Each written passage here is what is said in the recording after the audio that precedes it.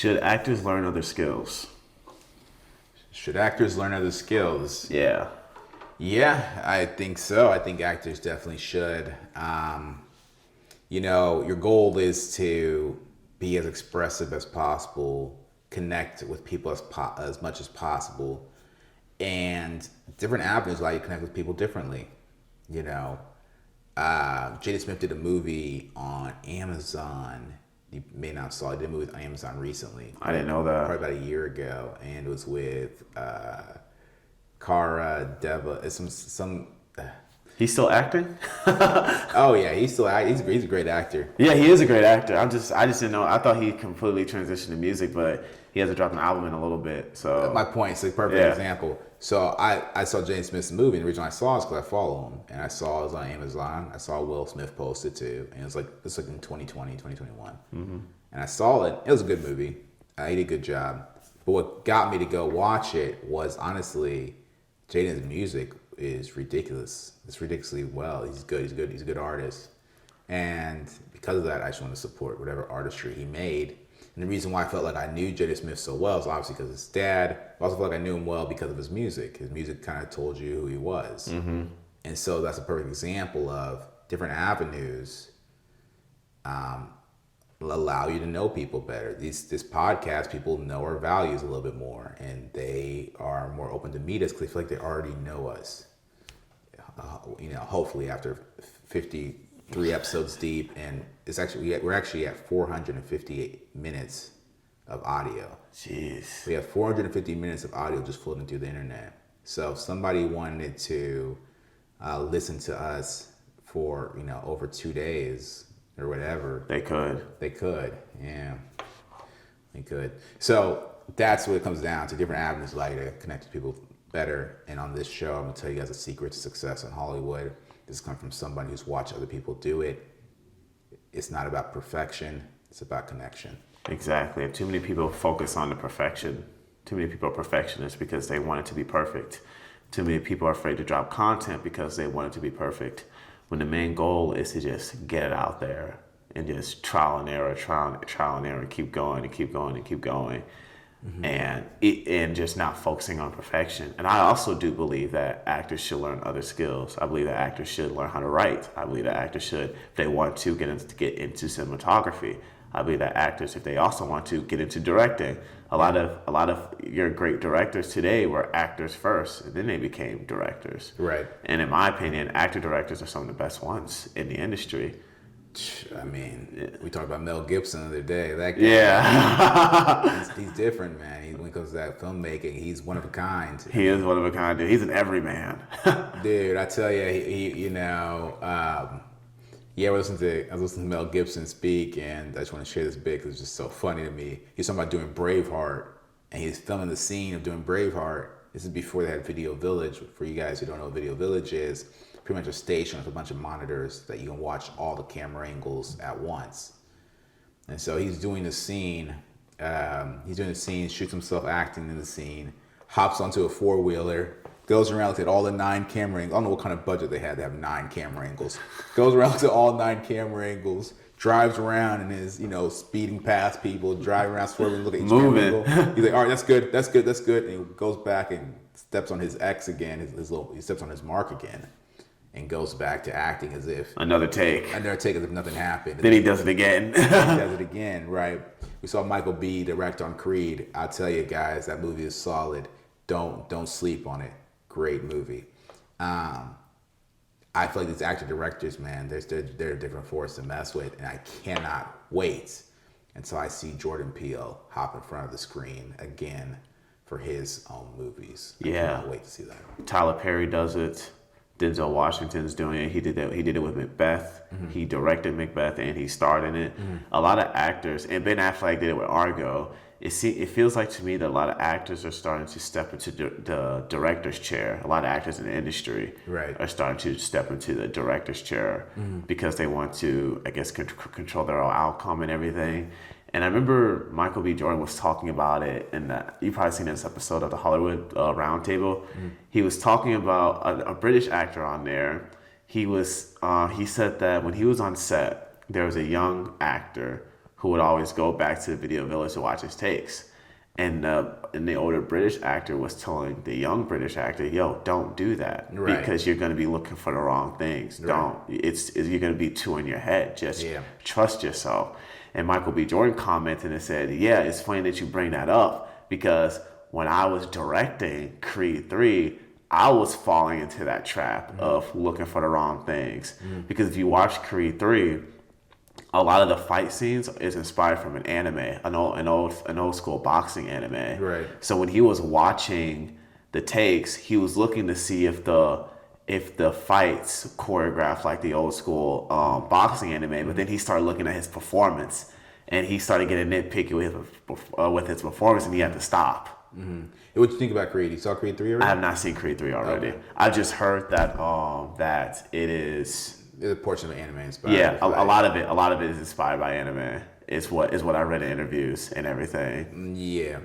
As far as the fight scenes. The fight scenes. Yeah, not the actual storyline or anything, but just the actual fight scenes. Yeah, you can tell. I mean, it got really cheesy during one fight scene at the end. I was just like, bruh. Yeah, you can tell. He gets punched in the stomach one point, and everybody knows what point I'm talking about. Like, oh yeah, and it almost. I know what you're talking about. I haven't seen the movie, and I know what you're talking about. Everyone checked out. I mean, everyone was like, all right, this nigga.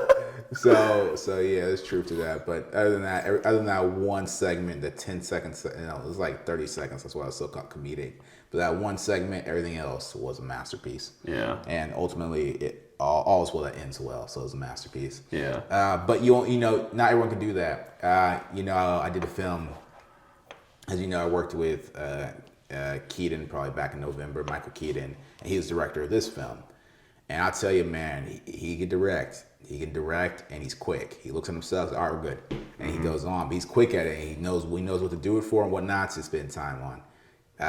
I like to use Jim Rohn's quote here. Jim Rohn would say it best. He said, "Don't spend major time on minor things."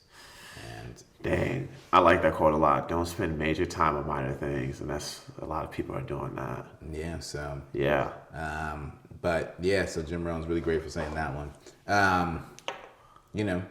And in some things like filmmaking, they do take time. Like I said, Queen's Gambit, 30 years. Squid Game, 20 years. Do I think it took all those years to make what they made?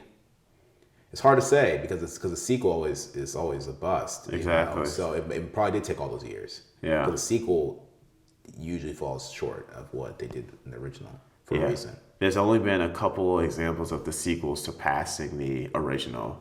And Godfather Part 2, a lot of people say that Part 2 is better than Part 1. If you haven't seen The Godfather, stop this. Go. I would never tell you guys to stop watching our stuff, but stop this. Go watch it. You guys be the judge.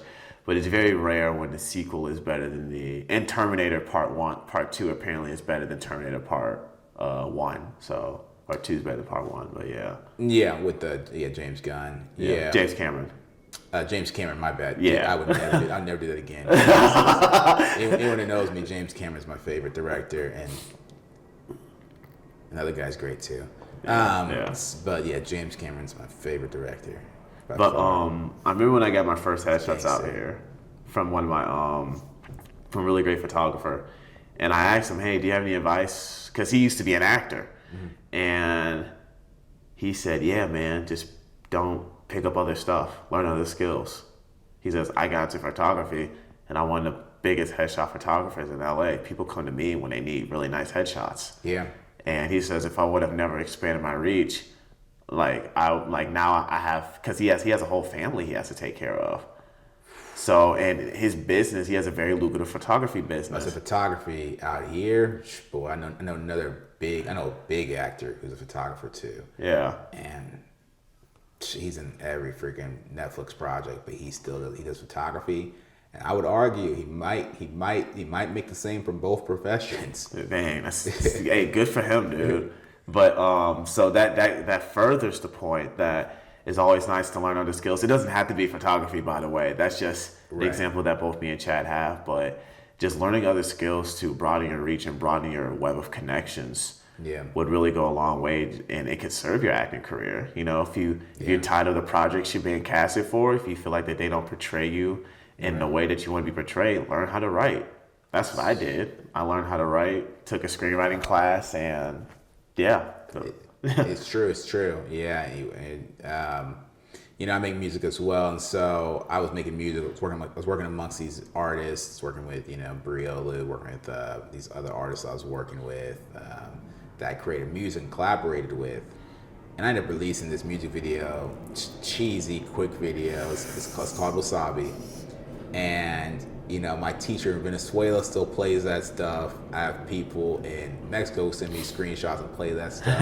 And you can't even understand the word in English. And I speak, we speak English, But so I know they can't understand the word either, but they love that joint, man. And the biggest part about it is, it's not about the music. The funny part about it was after I did that video, I was about to collaborate with some other artists, and they didn't want to collaborate with me. They asked me, could you direct our video? Could you direct my music video? Could you direct my music video? And so all my inquiries turned to directing, opposed to making music or being in it, because people are naturally about me, and they know some jobs they can't do themselves. Everyone could be in front of a camera, but people know like there's other aspects of it. They're like, damn, he brought that together, type of thing. And so I was getting inquiries from a lot of independent artists to direct their videos. Did you direct some of those videos? No. He said no. I'm selfish too. I said no. Were they offering you money? Yeah, no, people were offering money. I mean, it's like $1,200 to direct. Oh wow, okay. Things like that, but I said no. Just time. You just don't. It was time. I was trying to edit my own stuff. I'm like, no, man. I had a friend who was a sound engineer who was miserable because he had his own music. He just had artist after artist booking him, and it's called the Golden Handcuffs. It's like too good to leave. Yeah. Not the golden handcuffs. I like that saying. Yeah, it's like when you get paid like $100K from your day job or $150K from your day job, but you hate your day job and you want to be a writer, and so you have the golden handcuffs on you, where it's like, well, they're gold. Yeah, you're making money, but you're not happy. You're miserable. So yeah, that makes sense. Yeah. So, man, we have to have a part 2 in this episode. Definitely. We monetize these. We don't make it too long for you because we're giving you too much.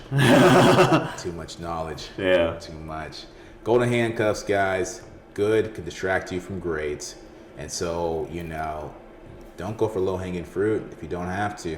Keep climbing. If you have the patience, definitely do so. And I'm going to tap on that again on the very next conversation.